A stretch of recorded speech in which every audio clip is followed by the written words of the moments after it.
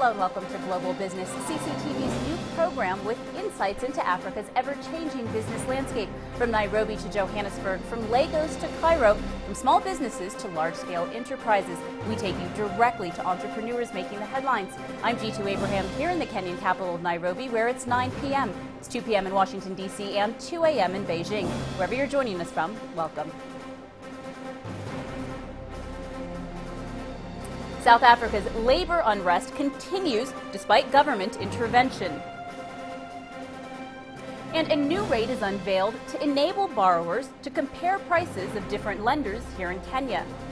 And the challenges of home ownership in Uganda.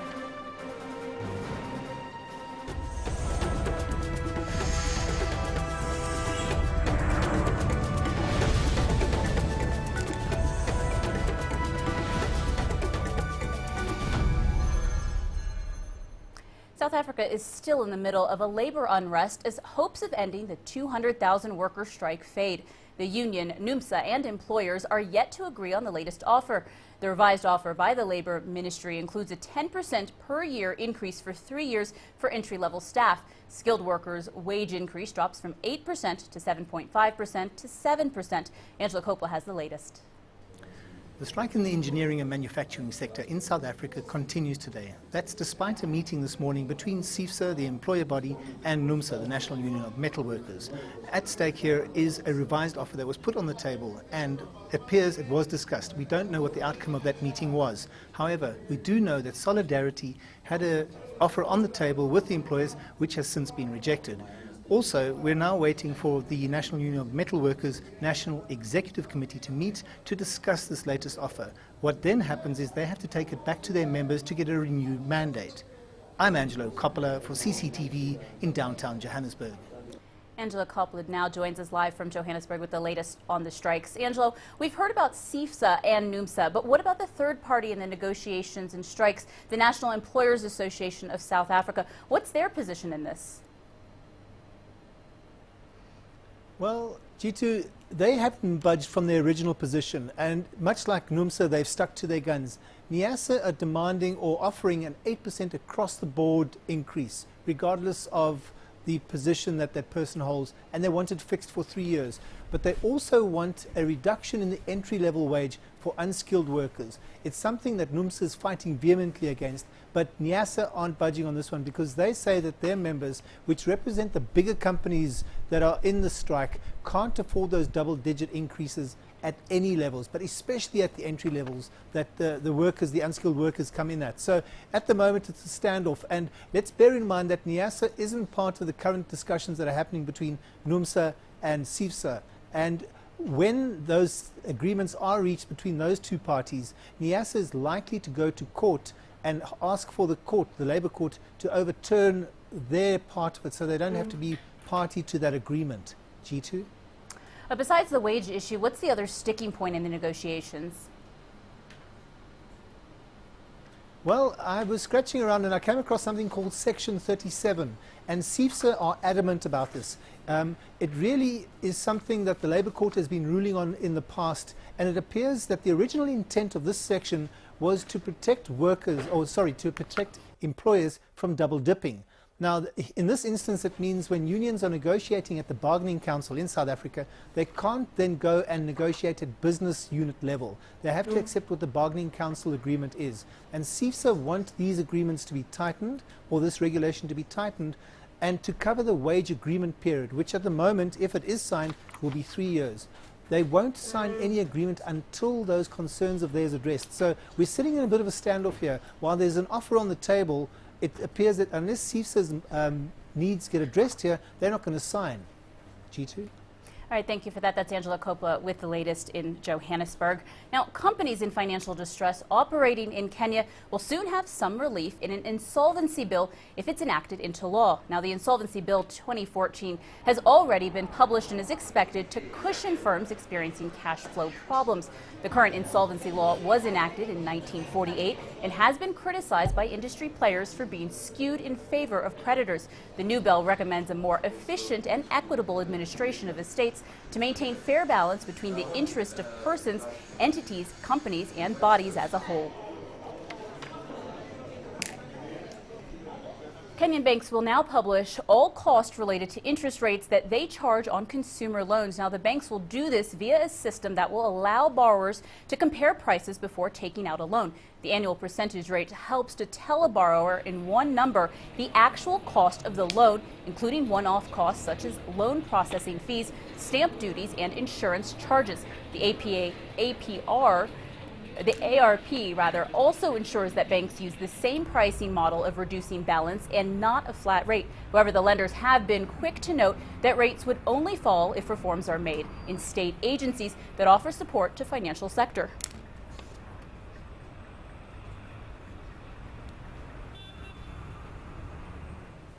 All right, joining us for more on this now, we're joined in studio by Habil Olaka, the CEO of the Kenyan Bankers Association. Thank you for joining us today. Habil, if we can start with the annual percentage rate pricing, what is it and how does it work? The annual percentage rate really is a way of trying to ensure that the consumer can be able to understand the total cost of credit rather than just having the interest rate, which does not reflect the total cost. Okay. Commercial banks, especially in Kenya, have been making huge profits that are being attributed to wide interest rate spreads that you maintain. Can you tell us, will the APR pricing solve this, and does it mean that shareholders should now expect less returns? I think what will happen is that the power of decision will be transferred from the bank to the consumer. So the consumer now can be able to compare prices across banks on the basis of like for like. So like initially where the consumer did not have a number that he could compare across the various banks, now he has got one that can compare across the various banks on a total cost basis. So the APR is really a powerful tool for the consumer. Speaking of the consumer, they're expecting reduced borrowing rates, but how much lower can banks go and how soon can they expect to see this? I think it's already happening. We have seen a number of banks now beginning to quote their prices on the basis of the newly introduced Kenya Bank reference rate plus a risk margin. And the moment banks start pricing their facilities on the basis of the same reference rate, I think that will be a way of introducing transparency. And when they start competing on price, the beneficiary at the end of the day is the consumer. There are fears that banks could still operate as a cartel to keep profit margins high. How do you go about addressing this?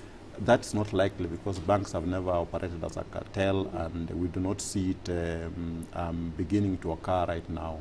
If anything, banks have usually competed. The only accusation has been that the ability of the consumers to switch across banks has been limited because of the lack of transparency. And now we are trying to introduce something that will bring transparency and therefore allow the consumers to transfer facilities across banks on the basis of price. So the better the price, the more you are likely to attract the consumers. All right, thank you. That is Habil Olaka, the CEO of Kenya Bankers Association, joining us live in studio. Thank you for taking time to talk to us. Now, let's take a look at the African markets that we track here for you. The JSE closed the day 1.1% higher at 446,279.20 points.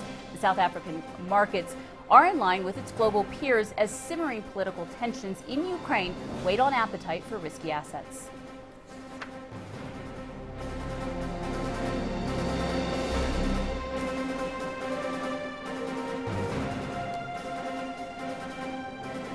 Africa's leading online retailer, Jumia, sets itself apart from other e-commerce shops. And challenges of home ownership in Uganda.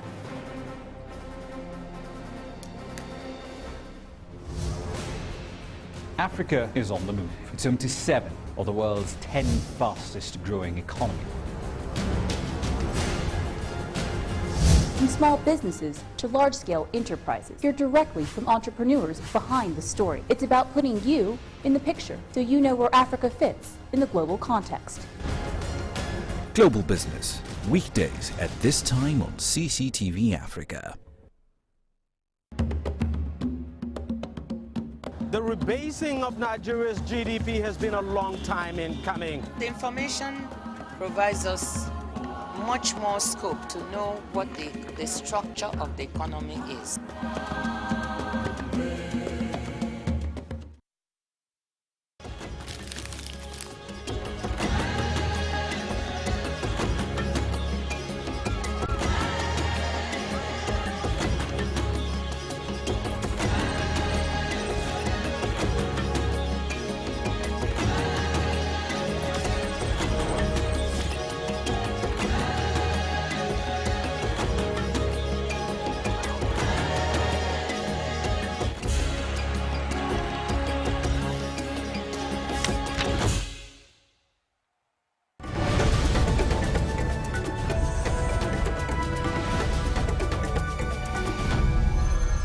Welcome back. You're watching Global Business. Now let's start with an update about the 50 people that gathered from Malaysian capital Kuala Lumpur on Tuesday for a candlelight vigil to commemorate the crew members of Malaysian Airlines flight MH17, which was shot down over eastern Ukraine last week, killing 298 on board. Mourners, including friends and relatives of some of the victims, lay flowers in front of candles that spelled out "Rest in Peace, MH17" as a small band played on the sidelines at Kuala Lumpur's landmark Independence Square. Meanwhile, European Union foreign ministers threatened Russia on Tuesday with harsher sanctions over Ukraine. The 28 EU ministers met under growing pressure from the United States and Britain to set up sanctions after the downing of Malaysian Airlines plane last week.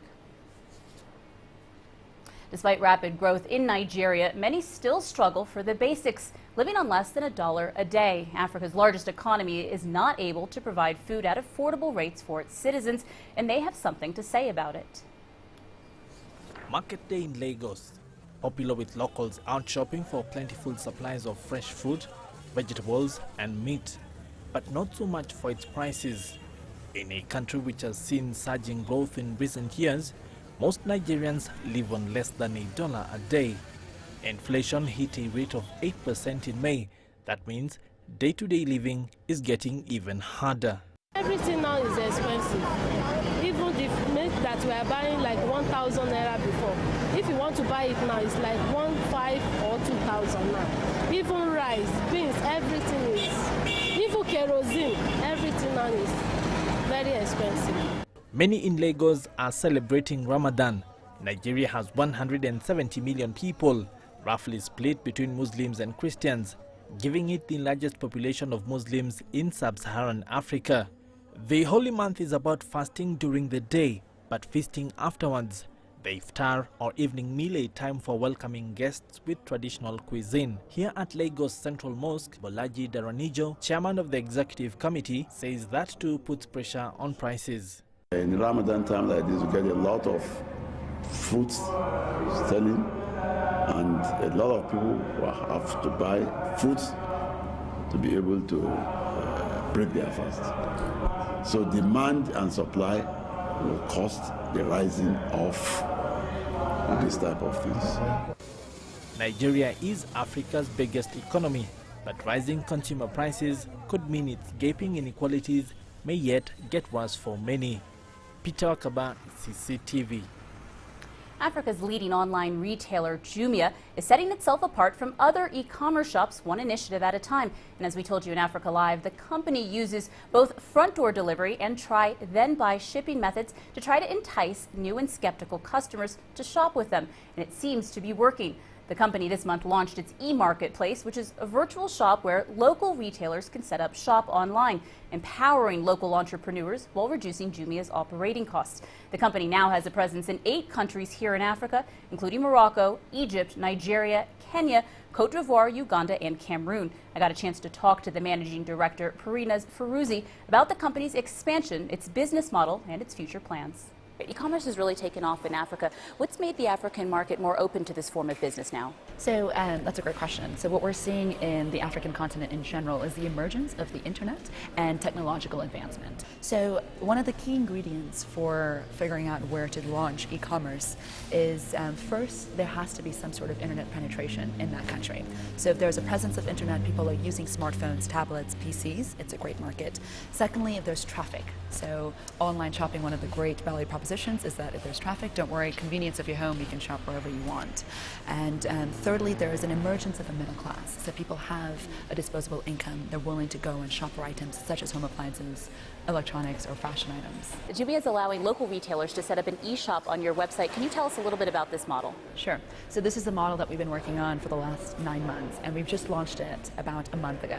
And what this does is, it's called Marketplace, first of all.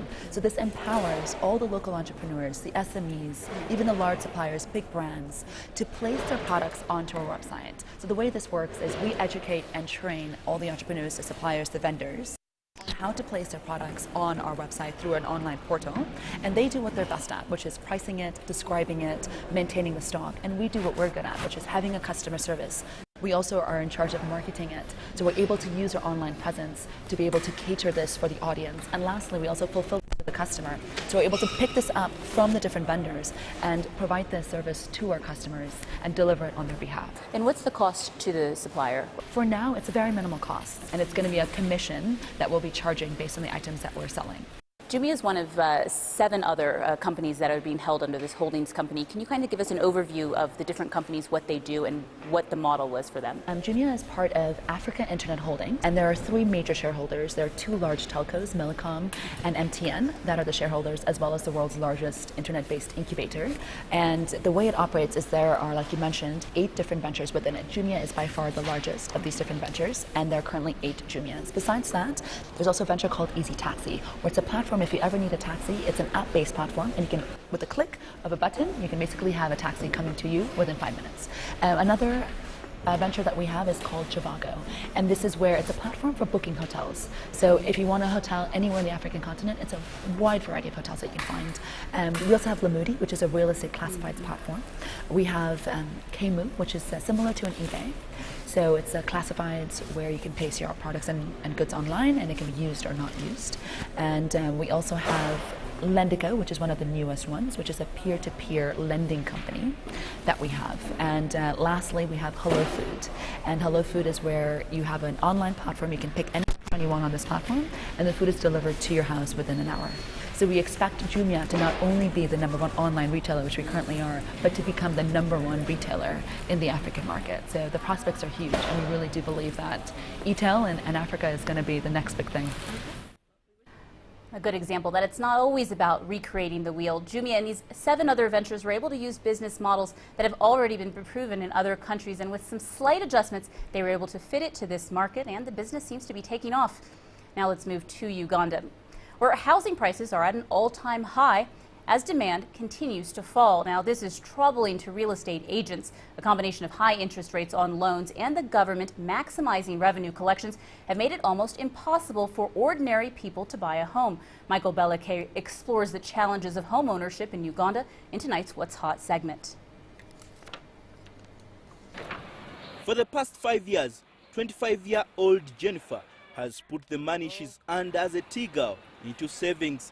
But despite all of her hard work, she still can't afford to buy a house. The money I'm getting now, I can't buy a land, and I can't buy a house. First of all, the land is expensive. Also, the materials are expensive. For Jennifer and many on a low income in Uganda, the chances of becoming a homeowner are more and more distant. The real estate sector says costs are rising. Some believe this is partly because of high interest rates charged by banks on building loans, despite a real need for shelter among Ugandans. So you get a lot of people who want to own houses, but because of the cost of borrowing, then that curtails their capacity to own houses. So generally, we are not operating at optimum. We're operating at just maybe 30% or 20% of what we should do because of the cost of financing. And it doesn't look set to change. Local financial institutions say the risks involved in real estate investments mean they have to manage lending rates carefully, while some banks argue that because they borrow at high interest rates, they can only lend with a similar approach.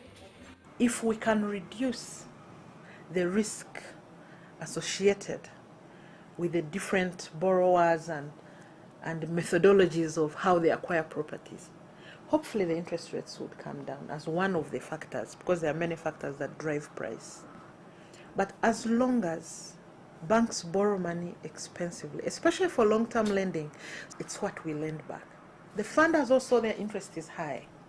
So you find that it's quite challenging. You can't borrow at 11% and lend at 4%, no. Despite low sales in the last half of the year, those in real estate business remain hopeful. We envision that things might change, but when we look at the situation now, the economy at the moment, whereby even the government, which is the big spender, is having issues with spending. So it means the liquidity within the economy is going to be a little bit curtailed. Many real estate agents in Uganda are also grappling with land ownership issues, with tenants demanding compensation payouts, which they say has slowed down the development of the sector. With newly discovered petroleum resources in Uganda, the East African country expects to see a boost to the country's wealth and GDP double in the coming years. Michael Baleke, CCTV, Kampala, Uganda. Taking a look now at how commodities are trading for the day. We look at Brent crude, which held steady above $107 a barrel. More specifically, if we look at Nigeria, which reduced the official selling price of its benchmark crude oil plus 70 cents for August. This is from a premium of $2.55 for July.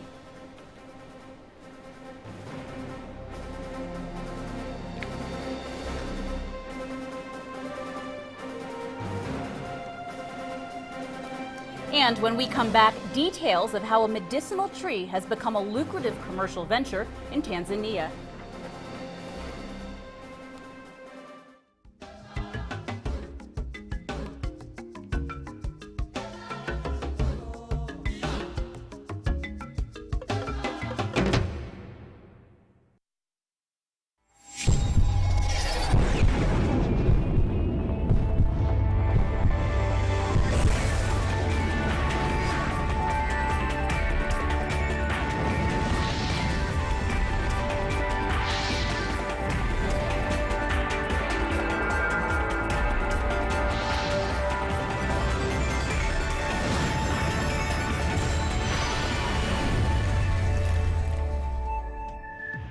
BizAsia. Asia means business.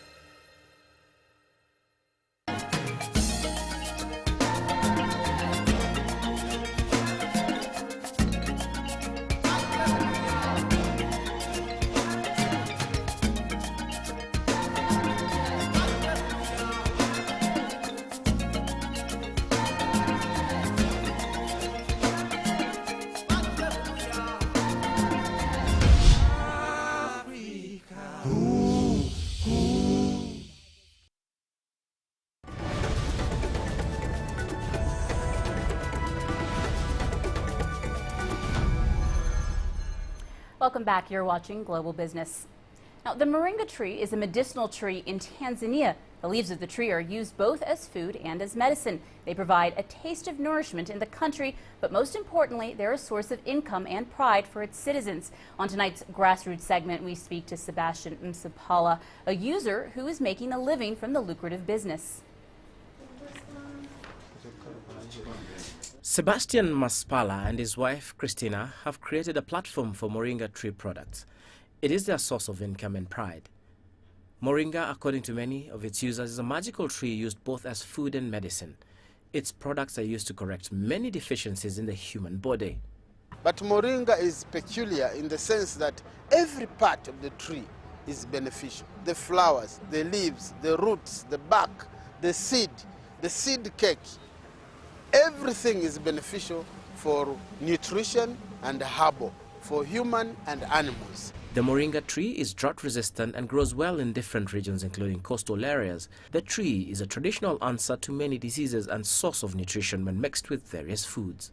We process different products such as moringa oleifera seed, moringa leaf powder, moringa seed oil, the moringa root powder, the moringa seed kernel, the rosella powder.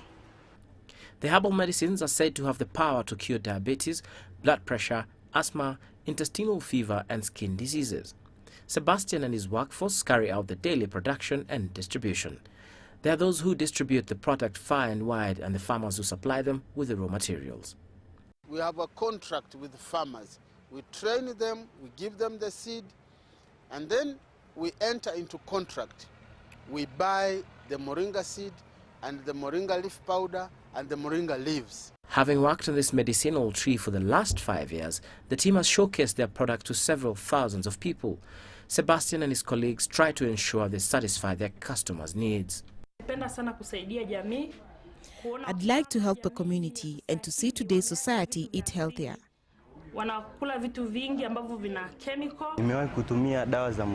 once used moringa seed products and they helped me so much.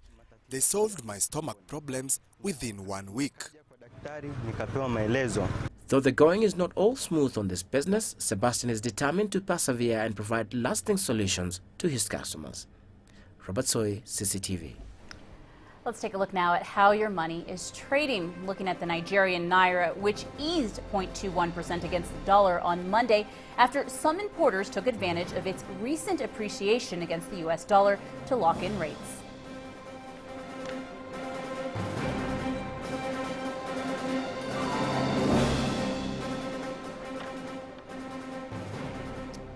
And just before we go, coming up on tomorrow's Global Business, the Nairobi Securities Exchange will on Wednesday officially launch its initial public offering at the exchange in Nairobi. We'll be sure to bring you the details of this inaugural event.